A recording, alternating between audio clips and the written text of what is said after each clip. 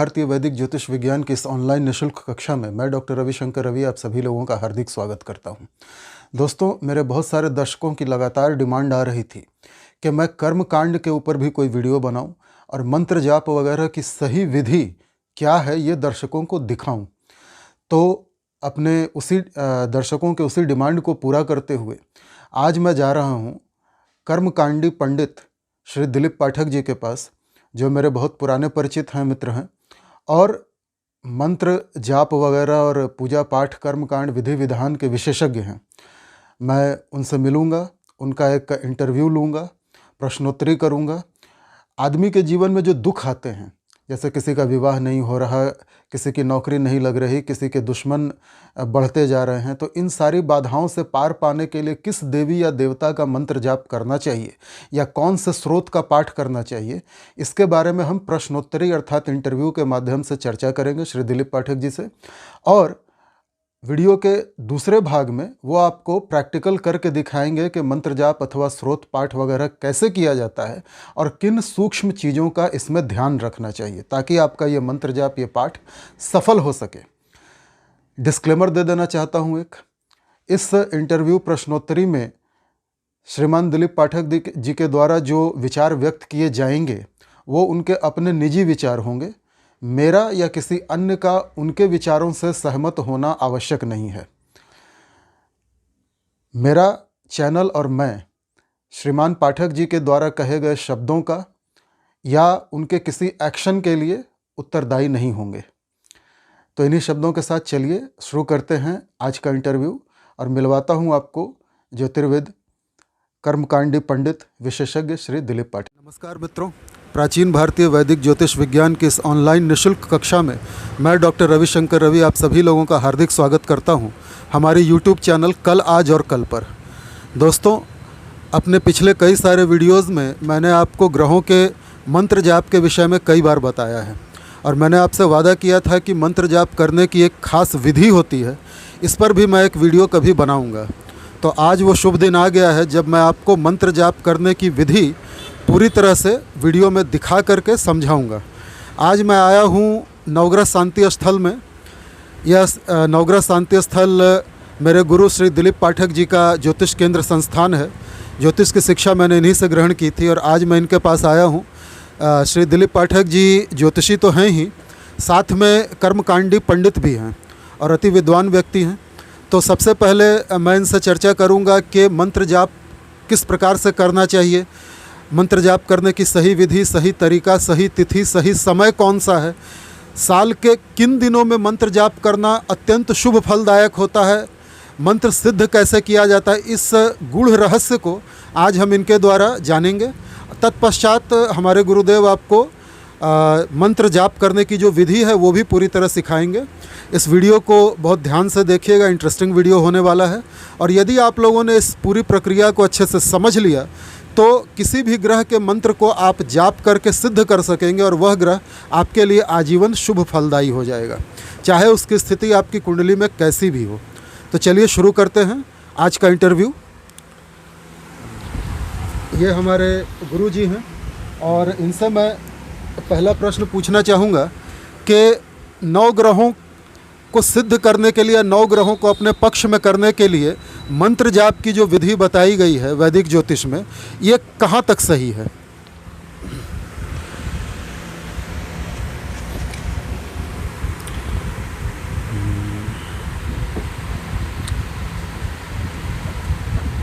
मंत्र जाप की प्रविधि तो हमारे यहाँ की प्राचीन परंपरा से चली आ रही है और समझिए तो 100% खरा उतरता है नवग्रह शांति का उपाय। इसका प्रत्यक्ष फल भी हम देखे हैं। तो सूर्य, चंद्रमा, मंगल, बुध, गुरु, शुक्र, ऐसा सुना जाता है कि इनका मंत्र जाप दिन के समय करना चाहिए और शनि, राहु, केतु इनका मंत्र जाप संध्या समय करना चाहिए। ये बात कहाँ तक सत्य है, या किसी भी ग्रह का कभी भी जाप किया जा सकता है?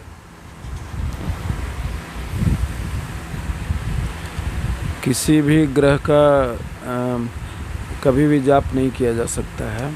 मतलब सूर्य, चंद्रमा, मंगल, बुध, गुरु, शुक्र इनका दिन में, हाँ दिन में, और शनि, राहु, केतु का संध्या समय, शनि का संध्या समय में करना चाहिए, और राहु केतु का भी ऐसे राहु केतु का भी कर सकते हैं संध्या 6 बजे के पश्चात। हाँ, क्योंकि शनिवत राहु कहते हैं ज्योतिष में, राहु शनि के जैसा प्रभाव देते हैं। हाँ तो दोनों के उपाय या जाप का समय, तरीका ये भी तो सेम होगा। जी। मंत्र जाप करने की विधि क्या है? मंत्र जाप करने की विधि है कि सबसे पहले गणपति की का ध्यान लगाइए। गणपति मतलब ओम गंग गणेशाय नमः, इस प्रकार से स्वस्ति वाचन कीजिए। स्वस्ति वाचन, ठीक है। स्वस्ति वाचन करने के बाद फिर सभी देवताओं को प्रणाम कर लीजिए। ठीक है। फिर उनके संरक्षण में जो प्रधान ग्रह है जिनका जप करना है, ठीक है, उनका जैसे जप प्रारंभ कीजिए। सूर्य का जप करना है। हाँ, तो फिर पहले सूर्य का आह्वान करना होगा। हाँ, और शनि का जप थोड़ा रिस्ट्रिक्टेड हो जाता है। रेस्ट्रिक्टेड हो जाता है? हाँ। किस तरह से, किस मायने में? सबके लिए अनुकूल नहीं होता है। तो किन लोगों के लिए अनुकूल होता है? जिन पर शनि की टेढ़ी दृष्टि नहीं है, अच्छा, उनके लिए अनुकूल रहेगा। जिन पर टेढ़ा दृष्टि लगा हुआ है, टेढ़ी दृष्टि मतलब वक्र दृष्टि, जैसे कि शनि मारक ग्रह हैं, ठीक है, जिनकी कुंडली में शनि मारक बन रहे हैं, हाँ, उनका जप कीजिएगा। हाँ, तो उनके लिए गड़बड़ हो जाएगा। क्या होगा, क्या प्रभाव होगा इससे? शनि और उपद्रवी हो जाएंगे। अच्छा, शनि का जप करने से अगर किसी की कुंडली में शनि मारक हो, हाँ, और उसका जप किया जाए तो शनि और ज़्यादा बुरा परिणाम देंगे? हाँ, और ज़्यादा बुरा परिणाम देंगे। क्यों ऐसा? ऐसा कुंडली के लक्षणानुसार देखा जाता है किसका कैसा प्रभाव है। अच्छा, कौन अच्छे ग्रह हैं हमारे लिए, कौन बुरे ग्रह हैं। हाँ, तो जो ग्रह मारक है, जो ग्रह अच्छे नहीं हैं उनके लिए जप नहीं करना है। उनके लिए क्या फिर करना चाहिए जिससे वो अच्छा परिणाम दे? उनके लिए, जिनके लिए जप नहीं होगा उनके लिए दान करना चाहिए, दान, या उनके इष्ट की उपासना करना चाहिए। तो शनि के इष्ट जैसे हनुमान जी हुए। शनि के इष्ट हनुमान जी नहीं हुए। शनि के, हाँ, हनुमान जी से भी दब जाएंगे। शनि हनुमान जी से डरते हैं। और कृष्ण भक्ति में लगिएगा तो शनि प्रसन्न हो। कृष्ण भक्ति में, हाँ। अच्छा, फिर शंकर भगवान की भी पूजा कर सकते हैं। शंकर भगवान का पूजा कीजिएगा तो शंकर भगवान की पूजा कर सकते हैं। शनि ठीक ठाक रहेंगे। हाँ, मतलब जो ग्रह जन्म कुंडली में मारक है, उनके इष्ट देव की पूजा करना भी एक उपाय है। हाँ। अच्छा, अब ये बताइए कि क्या मंत्र जाप किसी भी समय किया जा सकता है, या वर्ष में कोई ऐसा निश्चित कोई खास समय आता है जब मंत्र जाप करने से उसका फल कई गुना बढ़ जाता है, या मंत्र बड़ी आसानी से सिद्ध हो जाता है? ग्रहों का मंत्र को सिद्ध करने का कोई मतलब नहीं है। क्यों ऐसा? ऐसा जैसे सिद्धि प्राप्ति करना है तो आप देवी लोगों का सिद्धि प्राप्त कर सकते हैं। देवी दुर्गा के मंत्रों के सिद्धि। हाँ, और ग्रहों के अलग अलग प्रभाव रहते हैं। समय समय पर उसके प्रभाव बदलते रहते हैं, आते रहते हैं, जाते रहते हैं। तो जब नवग्रह शांति लोग करवाते हैं, हाँ, तो उसमें भी तो मंत्र जाप करके, दशांश से हवन करके शांति की जाती है ना? तो वो सिद्धि नहीं ना हुआ। सिद्धि नहीं हुई, लेकिन वो शांति तो हुई। वो जप करके शांति कराया जाता है।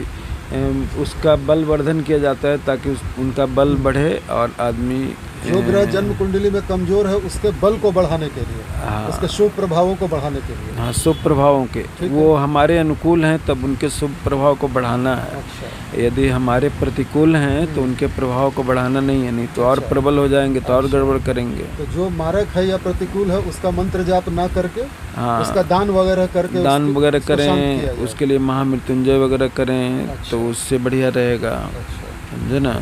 जैसे कि जो ग्रह केंद्र के स्वामी हैं, लग्न के, पंचम के और नवम भाव के स्वामी हैं, तो ये तीनों त्रिकोण के जो स्वामी रहेंगे वो शुभ रहेंगे, शुभ ग्रह हमारे लिए शुभ रहेंगे। अगर वो ग्रह तो उनके लिए जप कर सकते हैं। अष्टम में बैठा हो और द्वादश में बैठा हो तो कमज़ोर हो गया, तो उसके प्रभाव को बढ़ाने के लिए जप करने से वो और मजबूत होंगे, तो कर सकते हैं। और मान लिया सप्तम का स्वामी शुक्र है, और शुक्र सप्तम में ही बैठ गया है तो प्रबल मार्केश हो गया, अच्छा समझे ना। ये अतिचारी हो जाते हैं, अच्छा इनको केंद्राधिपत्य दोष लग जाता है गुरु और शुक्र को। गुरु और शुक्र यदि मारक स्थान के स्वामी हैं और मारक स्थान में ही बैठ जाएं तो प्रबल मार्केश हो जाते हैं। ठीक है। इस पर एक लघु पाराश्री में एक कारिका भी है, केंद्राधिपत्य दोषस्तु बलवान गुरु शुक्रियो मारकत्वे पिचतयोर मारक स्थान संस्थिति। अर्थात लघु पराश्री में महर्षि पराशर ने बताया है हाँ कि गुरु और शुक्र यदि केंद्र स्थानों के स्वामी होके, विशेषकर सप्तम के स्वामी होके सप्तम में विराजमान हो जाए, हाँ तो उनको मार्केश बन जाता है केंद्राधिपत्य दोष और लग उनको जाता है। केंद्राधिपत्य दोष भी लग जाता है। हाँ, ऐसी इसलिए स्थिति प्रबल में मार्केश हो जाते हैं। उनका मंत्र जाप नहीं तो करना चाहिए। उनका मंत्र जाप नहीं करना चाहिए, उनसे बचने के लिए महामृत्युंजय वगैरह कर सकते महामृत्युंजय हैं। मंत्र का जाप करना चाहिए। हाँ, अच्छा। तो अब उससे कल्याण संभव है। यदि समय मंगल पर होता है। सप्तम का स्वामी हो, हाँ, द्वादश में बैठा हो और वहां से सप्तम भाव पे दृष्टि दे रहा हो, तो क्या वो मार्केश होगा? क्या उसका प्रभाव मारक होगा?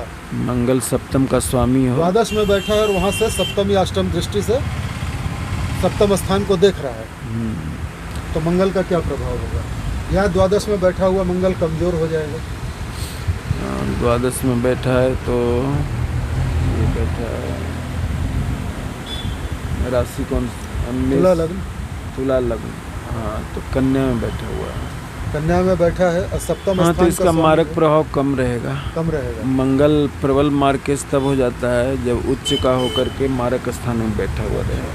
तो यदि ऐसे मंगल की शांति के लिए जप किया जाए तो ये सही रहेगा? नहीं, नहीं, दुर्गा जी का उपासना करना देवी चाहिए। दुर्गा की उपासना करनी देवी चाहिए। दुर्गा की उपासना करना चाहिए, उससे कल्याण होगा। अब ये बताइए, और हाँ बोलिए। वर्ष में कौन सा ऐसा समय अधिक उपयुक्त है जब नवग्रह छोड़िए, आप किसी भी मंत्र की अगर सिद्धि करनी हो, जैसे धन प्राप्ति के लिए हम लक्ष्मी या कुबेर के मंत्रों की सिद्धि करना चाहें, या शत्रुओं के नाश के लिए या व्याधि नाश के लिए, रोगों के नाश के लिए महामृत्युंजय मंत्र का जप करना चाहें, या आप कोई अन्य सिद्धि प्राप्त करनी हो, जैसा हमारे शास्त्रों में उल्लेख है तंत्र के माध्यम से, तो कौन सा समय सबसे उपयुक्त रहता है? महामृत्युंजय मंत्र जपने के लिए तो सालों भर उपयुक्त रहता है, मगर उसमें शिववास देखा जाता है। पंचांग देख के शिववास जिस दिन हो उस दिन से प्रारंभ करना चाहिए। शिववास का गणित है, गणित बना करके, ठीक है, समझे ना, तिथि को दुगना कर दिया जाता है। ठीक है। उसमें 5 का भागा उसमें 7 का भागा लगाया जाता है, डिवाइडेड बाय 7। तिथि को दुगना करके उसमें 5 जोड़ दिया जाता है, फिर 7 से भागा दिया जाता है। जिस तिथि को देख, जो तिथि रहेगी, हाँ। चाहे प्रतिपदा हो, द्वितीया हो, तृतीया हो, जो भी हो, हाँ। उसको डबल करके, हाँ, डबल करके उसमें 7 से भागा दे दीजिए। 7 से डिवाइड कर देना। हाँ, उसमें 1 2 3 4 5 6 7 ऐसे शेष बचेगा। ठीक है। शेष 1 बचेगा तो कैलाश पर रहेंगे। तो शिव जी कैलाश पे रहेंगे, उस दिन आप हाँ, जाप शुरू कर सकते हैं। उस दिन कर सकते हैं। बड़ा फिर अच्छा रहेगा। 2 शेष बचेगा तो गौरी जी के साथ रहेंगे। अगर 2 शेष बचा तो पार्वती माँ के साथ। हाँ, उस दिन जाप नहीं प्रारंभ करना चाहिए। नहीं, उस दिन भी करना कर चाहिए। सकते हैं। ठीक है। हाँ, और 3 शेष बचे तो नंदी पर रहते हैं। नंदी पे रहते हैं। हाँ, इस कंडीशन में भी जाप करना है। कर सकते हैं। हाँ, 1 2 3 बचे, 3 शेष बचे, हाँ, तो आप जाप प्रारंभ कर सकते हैं। कैलाश शिववास उस दिन होता कैलाश है। पर रहते हैं तो सौख्य की प्राप्ति होती है, विजय की प्राप्ति होती ठीक है। है। और गौरी संग रहते हैं तो सुख और समृद्धि की वृद्धि होती है। ठीक है। और नंदी पर रहते हैं तो अभिष्ट सिद्धि की प्राप्ति ठीक है। होती है। और फिर 4 आने पर भोजन करते रहेंगे। अच्छा, तो भोजन करते समय भगवान को परेशान नहीं करना है। परेशान नहीं करना है, नहीं तो नहीं होगी, उल्टा कुछ नुकसान हो जाएगा, पीड़ादायक हो जाएंगे। ठीक है। फिर 5 बचेगा समाधि में, 5 बचेगा तो क्रीड़ा में रहेंगे। क्रीड़ा में रहेंगे, उस समय भी भगवान को परेशान नहीं करना है। हाँ, नहीं तो सिद्धि नहीं होगी। हाँ, ठीक है। भगवान का उपद्रव झेलना पड़ेगा। ठीक है। और उसके बाद समाधि में रहते हैं। जब समाधि में रहेंगे, रहेंगे तंग नहीं करना है। कामदेव उनको छेड़ आतिश भस्म जगाने हो गया जाएगा था तो भस्म हो गया था, अपना त्रिनेत्र उनका खुल जाएगा। ठीक है, इसलिए समाधि में भी तंग नहीं करना है। ठीक है। फिर श्मशान पर रहते हैं तो मारने के लिए दौड़ते अच्छा, हैं, तब भी तंग नहीं करना है। तब भी तंग नहीं मतलब करना 1 2 3 अगर रहे, हाँ। शेष बचे हाँ। तो शिववास ठीक है, उस दिन से महामृत्युंजय मंत्र का जाप प्रारंभ कर सकते हैं। हाँ बिल्कुल। अच्छा, ये नियम केवल महामृत्युंजय मंत्र में है या किसी भी मंत्र की सिद्धि करनी हो तो? नहीं, केवल महामृत्युंजय में है और रुद्राभिषेक करने में। रुद्राभिषेक के लिए और शंकर भगवान का सामान्य पूजा में ये नियम नहीं लागू नहीं होता है। हाँ। अब ये बताइए कि पाठ करने की क्या विधि है? मान लीजिए किसी को शिव तांडव स्रोत का पाठ करना है, हाँ। या रुद्राष्टक का पाठ करना है, या रुद्री का पाठ करना है, तो उसके लिए कोई विशेष विधि विधान या तिथि देखना, शिववास देखना आवश्यक है, या वो ऐसे ही नॉर्मल वे में भी प्रारंभ किया जा सकता है? संकल्प लेकर के यदि पाठ करना है तब तो तिथि मुहूर्त का निर्धारण करना पड़ेगा। ठीक है, इसके लिए भी शिववास देखना उचित रहेगा। ठीक है। शंकर भगवान के लिए जो चीज़ कीजिए, और यदि वो संकल्पित है, निष्काम भाव से कर रहे हैं तो कभी भी कर सकते हैं। और किसी विशेष मनोकामना की पूर्ति के लिए विशेष मनोकामना की पूर्ति वही संकल्प। हाँ, संकल्प लेकर के कर रहे हैं तो शिववास आपको देखना होगा। अब मान लीजिए और नारायण का पूजा करना है, नारायण में ये सिस्टम लगता है, तदेव लग्नम सुदिनम तदेव ताराबलम चंद्रबलम तदेव विद्याबलम देवबलम तदेव लक्ष्मीपते तेंघ्रिजुगम स्मरामि। हाँ। अब ये बताइए कि किसी विशेष इच्छा की पूर्ति के लिए क्या शिव रुद्राष्टक का पाठ किया जा सकता है? शिव तांडव स्रोत का पाठ किया जा सकता है? मान लीजिए किसी व्यक्ति को धन की प्राप्ति करनी है, हाँ। उसको ढेर सारा धन चाहिए, तो वो लक्ष्मी देवी का या कुबेर का मंत्र जाप करे, या शिवजी के रुद्राष्टक वगैरह का जाप सिद्ध करके, मतलब संकल्प लेके अगर पाठ करे तो भी वो चीज़ हो जाएगी? शंकर भगवान या कोई भी देवता धन नहीं देंगे। ठीक है। उसके लिए आपको लक्ष्मी माता को पकड़ना पड़ेगा। अगर शत्रुओं का विनाश करना हो तो क्या शिवजी के रुद्राष्टक? हाँ, या लक्ष्मी माता ही देती हैं। हम तो लक्ष्मी माता से खोल के मांग सकते हैं आप। ठीक है, समझे ना। उनका है श्री सूक्त में एक पाठ आता है, समझे ना, लक्ष्मी श्री सूक्त का लक्ष्मी सूक्त एक पाठ है, उसमें आवेगा। ठीक है। इस तरह से पद्मानने पद्म विपद्म पत्रे पद्म प्रिय पद्म दलाय ताक्षी विश्व प्रिय विष्णु मनोनुकूले त्वत्पाद पद्मम मयि सन्निधत्स्व पद्मानने पद्मवरु पद्माक्षी पद्म संभवे तन्मे भस्सी पद्माक्षी जैन सौख्यम लभाम्य अश्वदायी गोदायी धनदायी महाधने धनम में जुसताम देवी सर्वकामांच देयी में पुत्र पौत्र धनम धान्यम हस्ते स्वास्वतरी रथम प्रजानाम भवसी माता आयुष्मंतम करोतु में धनम अग्निर्धनम वायुर्धनम सूर्यो धनम वसु धनम इंद्रो बृहस्पतिर्वर्णो धनम अश्विना वैनतेय सोमं पिव सोमं पिबत वृत्रः सोमं धनस्य सोमिनो मह्यम ददातु सोमिना न क्रोधो न च मात्सर्जम न लोभो न शुभामति भवन्ति कृत पुण्यानाम भक्त्या श्री सूक्त जापिना। इस तरह से मांगा जाता है, खोल करके, एकदम हाथ खोल करके मांगे उनसे। हाँ, के सामने इस तरह से जैसे भिक्षा मांगते हैं, हाँ, उस तरह से मांगे। खोल के आप धन मांग सकते हैं। हाँ, मगर नारायण के सामने हाथ कभी नहीं खोलिएगा। अच्छा। उनसे कुछ नहीं मांगिएगा, उनसे मुक्ति की प्रार्थना कर सकते हैं। उनसे मुक्ति की प्रार्थना कीजिए, माता जी से मांगिए और सेवा कार्य में लगाइए, उस धन को सदुपयोग में लगाइए। सदुपयोग में लगाना नारायण सेवा है, तो अब वही नारायण सेवा है, समझे ना। नहीं तो फिर भगवान मानव सेवा ही माधव सेवा, 3 डेग नापने आ जाएंगे तरह तरह का बहाना बना करके। राजा बलि वाली कहानी बता रहे हैं, जब भगवान वामन अवतार लेकर आए थे और 3 कदम में पूरी पृथ्वी नाप ली थी। हाँ। बलि का साम्राज्य खत्म हो गया था और वो पाताल चले गए थे। हाँ। विष्णु भगवान के जो 10 अवतार हैं उसमें से एक वामन अवतार भी आता है। अच्छा, ये बताइए कि श्री सूक्त का पाठ भी संकल्प लेके किया जा सकता है? नहीं, बिना संकल्प के भी किया जा सकता है। हाँ, माता जी से एकदम छूट करके मांगिए, कभी भी उसके लिए कोई विशेष विधि विधान की आवश्यकता नहीं है। कोई विशेष विधि विधान की आवश्यकता नहीं है। श्री सूक्त का पूरे श्रद्धा और विश्वास के साथ यदि पाठ किया जाए, हाँ, तो देवी धन देती है। हाँ, उसमें विशेष रूप से यदि आप आक का फूल होता है, अकवन का फूल, अकवन का फल इतना बड़ा बड़ा होगा, तो उसमें से निकलेगा, रुआ निकलेगा। तो उस रुआ का बत्ती बना करके चमेली के तेल में दीपक जलाइए और फिर श्री सूक्त का पाठ कीजिए। फिर धनाधन धन बरसेगा। देवी लक्ष्मी के सामने फोटो वगैरह या मूर्ति के सामने? हाँ, मूर्ति के सामने ऐसे ही बत्ती जलाइए और बैठ जाइए। तो वो अग्नि जो ज्वाला उसमें से निकलेगा, उसी में लक्ष्मी का रूप देखिए। तो अकवन के रुई की ही बत्ती होनी चाहिए? हाँ, अकवन का। नॉर्मल जो बाजार में रुई की बत्ती मिलती है, अकवन का रुई विशेष फलदायक रहता है। फलदायक है। हाँ, माना जाता है। बाजार में उपलब्ध होता है पूजा पाठ? बाजार में नहीं मिलेगा। ये शिवरात्रि सब के समय में अकवन का फला हुआ रहता है। पूरा इतना बड़ा बड़ा रहेगा, उसको तोड़ करके टोकरी में रखिएगा। फिर 2-3 दिन में वो फट जाएगा, उसमें से खाली रुई निकलेगा।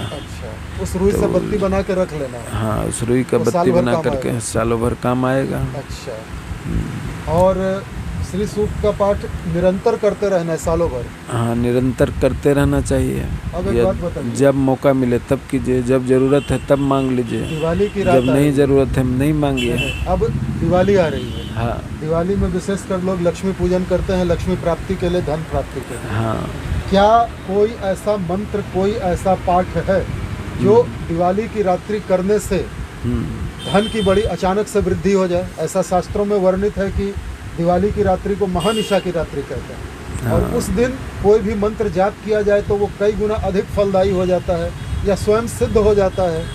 क्या ये बात सही है? कनकधारा स्तोत्र का पाठ करिए। कनकधारा स्तोत्र? हाँ, फिर शंकराचार्य द्वारा मंत्र सिद्धि करना है तो ओम कमले कमलालय इस मंत्र का जाप कीजिए। लक्ष्मी देवी का जो बीज मंत्र है, ओम श्रीम ह्रीम श्रीम कमले कमलालय प्रसीद प्रसीद ह्रीम श्रीम श्रीम, इस मंत्र का जाप करना है ना? हाँ, ये मंत्र का जाप कीजिए, सिद्धि मिलेगा। तो ये इस मंत्र का जाप करने की कोई विशेष विधि है? संकल्प कैसे लेना है, आचमन कैसे करना है, प्रारंभ कैसे करना है और अंत कहाँ पे करना है? आचमन प्राणायाम करके ऐसा करते हैं। इसको अभी हम मंदिर में चल के एक बार दिखा दें आप तो अच्छा रहेगा। पर अभी प्रश्न यह है कि दिवाली की रात यदि कोई व्यक्ति जो बहुत निर्धन है, तो दीपावली की रात यदि देवी लक्ष्मी का मंत्र या श्री सूक्त या कनकधारा स्रोत इसका जाप करे, पढ़े, तो क्या उसकी इच्छा पूर्ति हो जाएगी? होना तो चाहिए। होना चाहिए, विश्वास के साथ यदि करें। हाँ, कितनी बार पाठ करना है? कृपा कितनी लगेगी तो माता जी पर निर्भर करता है कि भगवान कब देंगे। अपना कर्म कर सकता है व्यक्ति। हाँ, कितनी बार करना है? मान लीजिए कि कनकधारा स्रोत का पाठ उसने प्रारंभ किया, तो क्या पूरी रात पाठ करना है या 1 घंटे 2 घंटे करके 10 बार 20 बार 100 बार पढ़ के छोड़ देना है? सिंह लग्न एक होता है, उसमें हाँ, उसमें करे तो ज़्यादा बेहतर रहेगा। सिंह लग्न तो जब आकाश में अर्धरात्रि में आएगा। अर्धरात्रि में, दिवाली की रात पंचांग में देख करके पता चलेगा। दिवाली की रात अर्धरात्रि में जब सिंह लग्न उदित हो उस समय से प्रारंभ करना है और सुबह तक करना है? नहीं, जब तक सिंह लग्न रहे। सिंह लग्न है। हाँ। वो तो पंचांग देख के पता चलेगा। हाँ, कि कितने बजे से कितने बजे तक। हाँ, लगभग 1.5-2 घंटे का रहेगा। 1.5-2 घंटे का। उस 1.5-2 घंटे के दौरान यदि कोई व्यक्ति कनकधारा स्रोत का पाठ करे विधि विधान से संकल्प लेके, तो अच्छा है, उसके लिए धन प्राप्ति के मार्ग खुल जाते हैं। या फिर लक्ष्मी देवी का बीज मंत्र जाप करे तो भी ठीक है। हाँ। या फिर श्री सूक्त का पाठ करे। हाँ। यही ना? तो अब ये बताइए कि ये जो पाठ होगा दिवाली की रात, ये अपने घर में बैठ के करना है, मंदिर में बैठ के करना है, किसी निर्जन स्थान पर बैठ के करना है, कहाँ करना है? जहाँ पर अनुकूल जगह हो, अनुकूल वातावरण हो, अपने कमरे में बैठ के किया जा सकता है, जमीन में बैठ करके। हाँ, किया आसन लगा करके किया जा सकता है। मित्रों, मंत्र जाप करने की एक विशेष विधि होती है। कुश का आसन होना चाहिए। हाँ। जमीन को गंगा जल से धो के या पोंछ के पवित्र करना। कुश का आसन या ऊन का आसन लगाकर पद्मासन में बैठना होता है, दोनों पांव मोड़ करके, और जल को हाथ में लेके आचमन करना होता है। वो पूरी प्रोसेस अभी हम आपको दिखाएंगे। अभी सिर्फ ये जानकारी ले रहे हैं कि कब किस समय मंत्र जाप करना या स्रोतों का पाठ करना सही रहता है। देखिए, जो भी स्रोत हैं, चाहे किसी भी देवी देवता के, वो शुद्ध संस्कृत में लिखे गए, और संस्कृत में लिखे गए स्रोत तभी लाभदायक होते हैं जब उनका उच्चारण सही हो।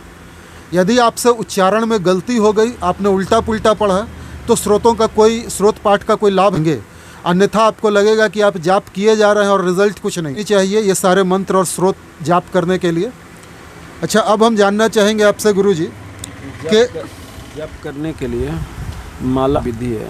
माला पकड़ने की एक विशेष विधि होती है, वो अभी गुरुजी आपको दिखाएंगे। माला जैसे मैंने आपको बताया था कि इन 2 उंगलियों को स्पर्श नहीं होना चाहिए, इस प्रकार से जप कर सबसे ऊपर पकड़ना है इस प्रकार से इन 3 उंगलियों की सहायता से, बीच की 2 और अंगूठा, है ना?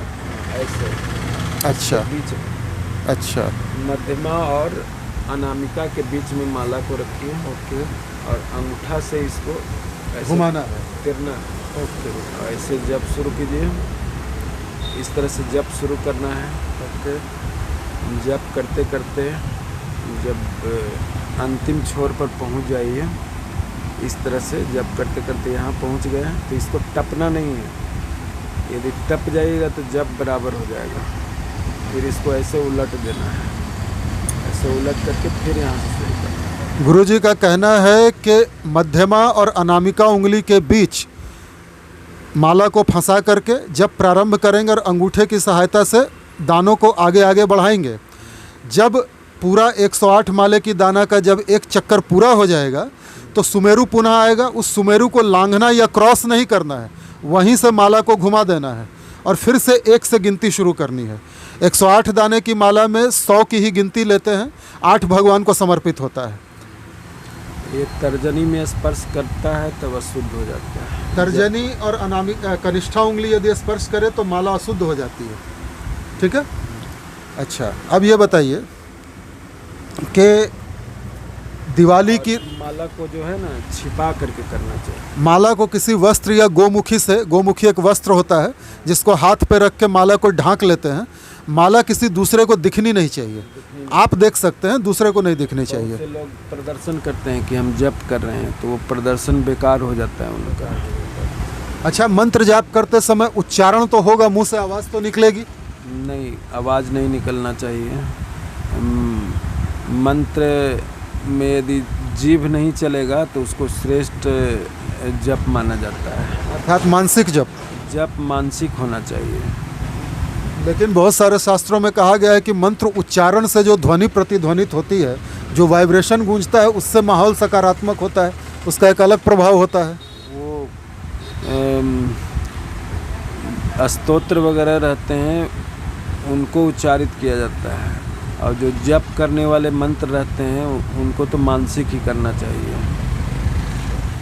उच्च कोटि का जप होता है जो मानसिक होता है। फिर यदि बुदबुदाते हुए मंत्र जप कर रहे हैं तो मध्यम कोटि का होता है, जैसे जप कर रहे हैं वैसे पोट चल रहा है तो ये मध्यम कोटि का हो गया। यदि उच्चारित जप कर रहे हैं तो अधम कोटि का हो गया, सबसे नीच कोटि का जप हो गया, तो इससे बचना चाहिए। अच्छा, ये बताइए कि देवी कवच, अर्गला स्रोत और कीलक स्रोत, ये तो स्रोत हैं संस्कृत में, इनका पाठ तो उच्चारण करके किया जा सकता है? हाँ, मध्यम स्वर में करना चाहिए। अच्छा।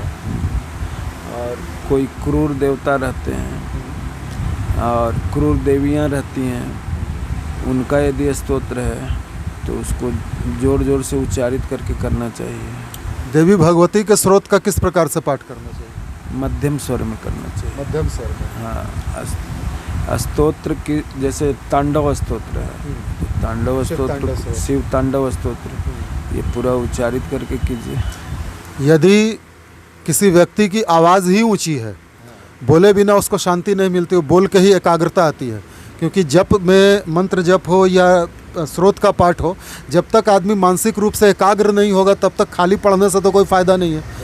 बहुत सारे लोगों की एकाग्रता अलग अलग प्रकार से आती है। तो किसी व्यक्ति को अगर बोल के, जैसे कोई स्रोत पढ़ रहा है और बोल बोल के पढ़े तो उसका ध्यान एकाग्र होता है, तो क्या वो बोल के पढ़ सकता है? बोल के तो नहीं पढ़ना चाहिए, बोल के पढ़ता है तो गड़बड़ करता है। अच्छा। तो स्रोत के पाठ में भी बोलना नहीं है? स्तोत्र पाठ कर रहा है उसमें तो बोलेगा ही। उसमें भी जो नॉर्मल होकर के पाठ करने वाला है उसमें नॉर्मल ही रह करके करना पड़ेगा। पूरा एकदम राक्षस जैसा बोलेगा तो काम नहीं चलेगा। कनकधारा स्रोत या श्री सूक्त इनका पाठ किस स्वर में करना चाहिए? इनका पाठ मधुर स्वर में करना चाहिए। मधुर स्वर में। पत्नी प्राप्ति के लिए जो पत्नी मनोरमाम देहि मनोवृत्तानुसारिणीम ये जो मंत्र है, इसका जाप किस प्रकार से करना चाहिए? श्री सूक्त का जो पाठ है, श्री सूक्त का पाठ में थोड़ा सावधानी भी बरतना चाहिए। किस प्रकार की सावधानी? व्याकरण का ज्ञान भी होना जरूरी है। जैसे है कि कई एक जगह पर है लक्ष्मी, जहाँ अलक्ष्मी बोलना है वहाँ लोग लक्ष्मी बोल देते हैं। अच्छा है इस तरह से श्री सूक्त का पाठ है। ओम हिरण्यवर्णां हरिणीं सुवर्णरजतस्रजां चंद्रां हिरण्मयीं लक्ष्मीं जातवेदो मा आवह तां मावह जातवेदो लक्ष्मीमनपगामिनीं यस्यां हिरण्यं विन्देयं गामस्वं पुरुषानहम् अश्वपूर्वां रथमध्यां हस्तिनादा प्रमोदिनीं श्रियं देवीं ऊपवै श्रीर्मा देवी जोषतां कां सुस्मितां हिरण्यप्राकाराम् आर्द्रां ज्वलन्तीं तृप्तां तर्पयन्तीं पद्मे स्थितां पद्मवर्णां तामिहोपवै श्रियं चंद्रां प्रभासां जस्सा ज्वलन्तीं श्रियं लोके देवजुष्टाम् उदारां तां पद्मिनीं शरणं प्रपद्ये अलक्ष्मीर्मे नस्य तां त्वां वृणे आदित्यवर्णे तपसो अधिजातो वनस्पतिस्तव वृक्षोऽत बिल्वा तस्या फलानि तपसा नुदन्तो यान्तरा याश्च बाह्या लक्ष्मी उपैतु मां देवसखा कीर्तिश्च मणिनाशः प्रादुर्भूतोऽस्मि राष्ट्रेऽस्मिन् कीर्तिं रिद्धिं ददातु मे क्षुत्पिपासामलां ज्येष्ठाम् अलक्ष्मीं नाशयाम्यहम्। यहाँ पर अलक्ष्मीं नाशयाम्यहम् है ना, क्षुत्पिपासामलां ज्येष्ठाम् अलक्ष्मीं नाशयामि। यहीं पर पढ़ने में लोग गड़बड़ी कर देते हैं। लक्ष्मी की जगह लक्ष्मी का नाश कर देते हैं। हाँ, लक्ष्मीं नाशयामि हम पढ़ देते हैं, उल्टा प्रभाव हो जाता है। क्षुत्पिपासामलां ज्येष्ठाम ऐसे तो बोलते हैं, एक साथ मिला हुआ है, तो यहाँ पर टुकड़ा करना है। अच्छा। टुकड़ा करने से अलक्ष्मी हो जाती है। ठीक है, तो अलक्ष्मी का नाश होगा। अलक्ष्मी का नाश होगा, लेकिन लक्ष्मी का नाश होगा। लोग उच्चारण में गलती करते हैं तो अलक्ष्मी की जगह लक्ष्मी का नाश हो जाता है। एक जगह हम यज्ञ में गए थे, वहाँ श्री सूक्त का पाठ कर रहे थे लोग खुलेआम एकदम माइक पर, पंडित जी लोग। ओम हिरण्य ऐसे हरण्य वर्णाम हिरण्यम सुवर्ण। अभी जो बात मैंने बताई आपको कि संस्कृत में उच्चारण का ही महत्व है। यदि आपका उच्चारण सही रहेगा तो आपके मंत्र, आपकी प्रार्थना देवी देवताओं तक पहुँचेगी। यदि उच्चारण सही नहीं होगा तो उस पाठ का कोई अर्थ नहीं है। अर्थात संस्कृत में आपकी रुचि होनी चाहिए और पाठ करने के लिए आपको किसी योग्य गुरु, योग्य पंडित से कम एक बार अवश्य सीख लेना चाहिए, जो पाठ आप जिस भी मनोकामना की पूर्ति के लिए करना चाहते हो। अच्छा, अब एक बात और बताइए, पत्नी प्राप्ति के लिए, क्योंकि बहुत सारे लोगों का विवाह समय पे नहीं होता है, तो पत्नी प्राप्ति के लिए कौन सा मंत्र है, किस विधि से उसका जाप करना चाहिए? पत्नी की प्राप्ति के लिए देवी जी का मंत्र है, पत्नी मनोरमाम देहि मनोवृत्तानुसारिणीं तारिणीं दुर्ग संसार सागरस्य कुलोद्भवाम। तो इस मंत्र का किस प्रकार से जाप करना चाहिए? माँ दुर्गा के समक्ष खड़ा हो जाइए या बैठ जाइए और उनसे आदर से मांगिए कि हे माता, मुझे एक मनोरम पत्नी दो, जो मेरे कुल पत्नी मनोरमाम देहि मनोवृत्तानुसारिणीं, जो मेरे मन की वृत्तियों के अनुसार चलने वाली हो। तारिणीं दुर्ग संसार सागर, और इस दुर्ग संसार सागर से तारने वाली हो और कुल के उद्भव और विकास की सहायिका हो। इस तरह से माता जी से मांगना चाहिए। और पति की प्राप्ति के लिए भी एक मंत्र है। महिलाएं जिनका विवाह नहीं हो रहा है, जो अच्छा पति चाहती हों, वो अब इस मंत्र को ध्यान से सुने। हाँ, वो शंकर भगवान के समक्ष खड़ी हो जाएं या बैठें और उनसे मांगे। सबसे पहले तो आसन पर बैठने के लिए सीखना चाहिए, किस तरह से बैठा जाता है। आसन पर बैठ गए, इसके बाद पात्र में जल लीजिए, जल को 3 बार चलाइए, आलोड़ित कीजिए। ओम गंगे च जमुने चैव गोदावरी सरस्वती नर्मदे सिंधु कावेरी जलेस्मिन् सन्निधिं कुरु। फिर अपने बाएं तरफ रख दीजिए। फिर आचमनी लीजिए, आचमनी में जल लीजिए, ऐसे लीजिए, 3 बार आचमन कीजिए। कॉमन पूजा में 3 बार आचमन और देवी जी का पूजा में 4 बार आचमन। कॉमन पूजा में ऐसे ओम केशवाय नमः, फिर लीजिए जल, ओम नारायणाय नमः, फिर जल लीजिए, ओम माधवाय नमः, फिर 2 बार हाथ धो लीजिए, ओम ऋषिकेशाय नमः, ओम गोविंदाय नमः। 2 बार जल लेकर के हाथ धो लीजिए। आचमन हो गया। और देवी जी का यदि देवी जी का अनुष्ठान में है तो 4 बार आचमन लेना चाहिए। ओम ऐं सोधियामि नमः स्वाहा, ओम ह्रीं विद्या तत्त्वं सोधियामि नमः स्वाहा, ओम क्लीं शिव तत्त्वं सोधियामि नमः स्वाहा, ओम ऐं ह्रीं क्लीं सर्व तत्त्वं सोधियामि नमः स्वाहा। इस तरह से फिर हाथ धो लीजिए, हाथ को गमछा में पोंछ लीजिए। ये हो गया। फिर चंदन टीका ले लेना चाहिए। यदि आपके पास चंदन है तो ठीक है, नहीं तो हाथ में जल ले लीजिए और जल से ही टीका ले लीजिए। इस तरह से ये जल हो गया, है ना। इसके बाद प्राणायाम करना चाहिए गायत्री मंत्र पढ़ते हुए।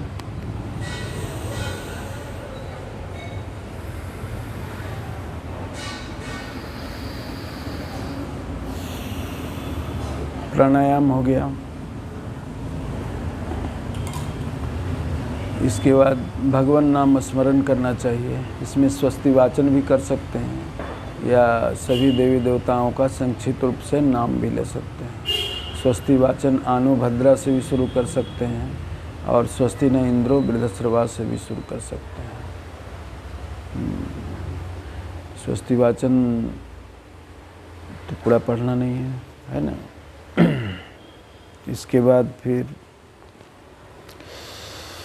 न्यास विधि है, देवी जी का न्यास विधि है।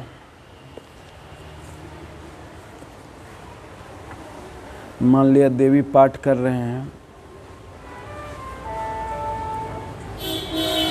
काट दीजिए।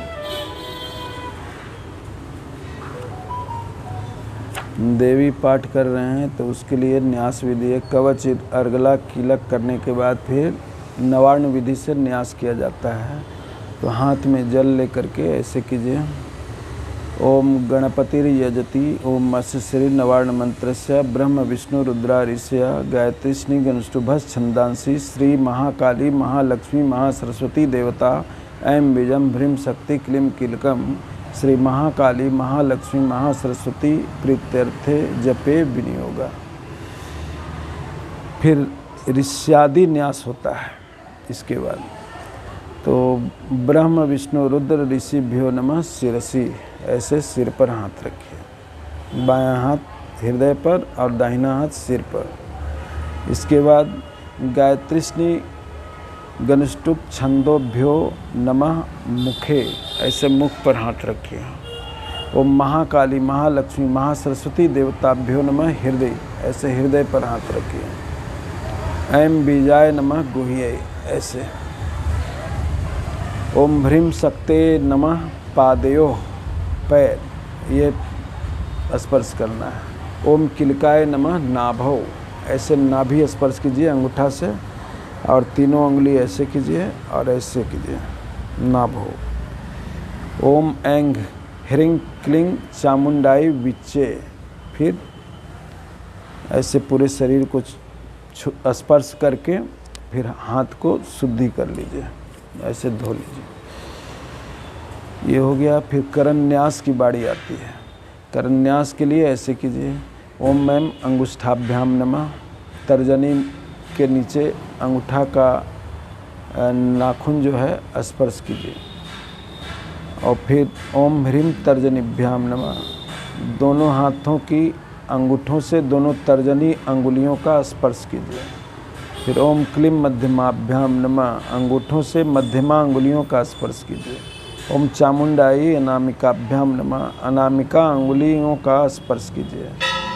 फिर ओम बिच्चे कनिष्ठिकाभ्याम नमः, कनिष्ठिका अंगुलियों का स्पर्श कीजिए। ओम ऐं ह्रीं क्लीं चामुंडाई बिच्चे करतल कर पृष्ठाभ्याम नमः।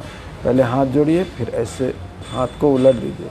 ये करतल कर पृष्ठ होता है ना, ये पृष्ठ भाग कहलाया। दोनों का स्पर्श कीजिए। इसके बाद हृदयादि न्यास करना चाहिए। ओम ऐं हृदयाय नमः, ऐसे हृदय पर हाथ रखिए। इसके बाद फिर आइए ओम ह्रीं शीर्षे स्वाहा, ओम क्लीं शिखाई वसट, ऐसे शिखा का स्पर्श कीजिए। ओम चामुंडाई कवचाय होम, दोनों हाथ से ताली बजाइए और कवच का स्पर्श कीजिए। यहाँ पर कवच है। ओम बिच्चे नेत्र त्रय वसट, ऐसे तीनों नेत्र का स्पर्श कीजिए। और फिर ओम ऐं ह्रीं क्लीं चामुंडाई बिच्चे अस्त्राय, तर्जनी आदि न्यास हो गया। फिर अक्षर न्यास की बारी आती है। इसको 8 बार किया जाता है। वो इस तरह से किया जाता है। ओम ऐं नमः शिखायाम, ओम ह्रीं नमः दक्षिण नेत्रे, ओम क्लीं नमः वाम नेत्रे, ओम चाम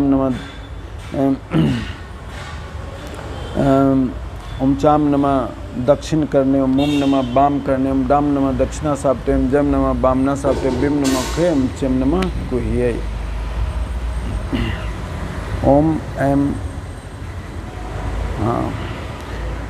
नमः शिखायाम, ह्रीं नमः दक्षिण नेत्रम, क्लीं वाम नेत्रम, चाम नमः दक्षिण करने, ओम नमः वाम करने, डाम नमः दक्षिणा साप्ते, जम नमः वामना साप्ते, बिम नमः खे, ओम चम नमः गुह्ये। ओम नमः शिखायाम, ह्रीं दक्षिण तम, क्लीं वाम ते, चाम दक्षिण करने, ओम नमः वाम करने, डाम नमः दक्षिणा साप्ते, जम नमः वाम साप्ते, बिम नमः खे, ओम चम नमः गुह्ये।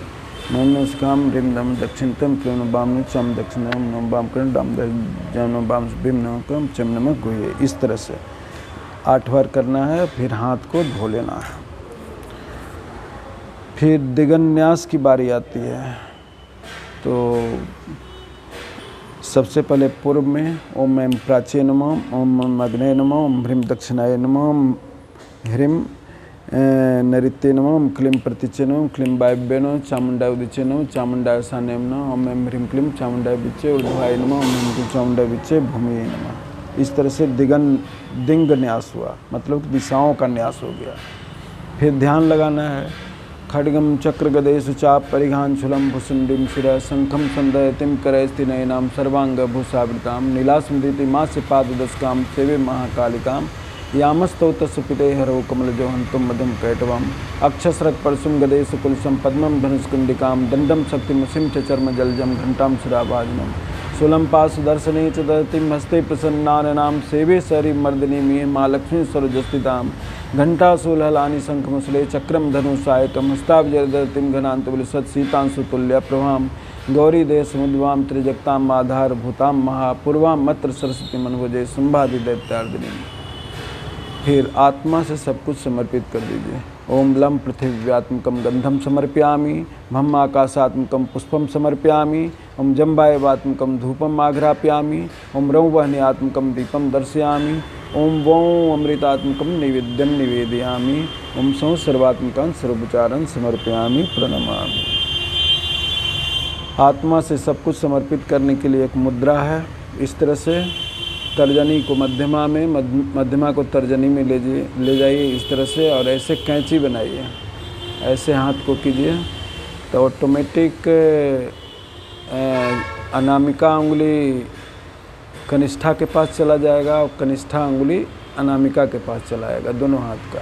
और फिर अंगूठा ऐसे स्पर्श कीजिए और बोलिए ओम वों, कुछ देर रुकिए। ओम वों अमृतात्मकम नैवेद्यम निवेदयामि। इस मुद्रा में आकर के अमृत समर्पित किया जाता है। ओम सौ सर्वात्मकं सर्वोपचारं समर्पयामि प्रणमामि। ये हो गया।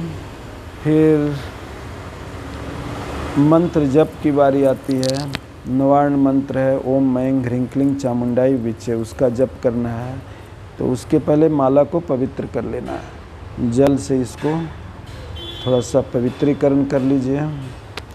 ओम ऐं ह्रीं अक्षमालिकाय नमः, ओम माम माले महामाये सर्वशक्ति स्वरूपिणी चतुर्वर्गस्तयि न्यस्तस्मान्मे सिद्धिदाभव ओम अविघ्नं कुरुमाले त्वं गृह्णामि दक्षिणे जप काले च सिद्धर्थम प्रसीदमं सिद्धे ओम अक्षमालाधिपते सुसिद्धिं देहि देहि सर्वमन्ता साधनी साधे साधे सर्वसिद्धिं परिकल्पे परिकल्पे में स्वाहा।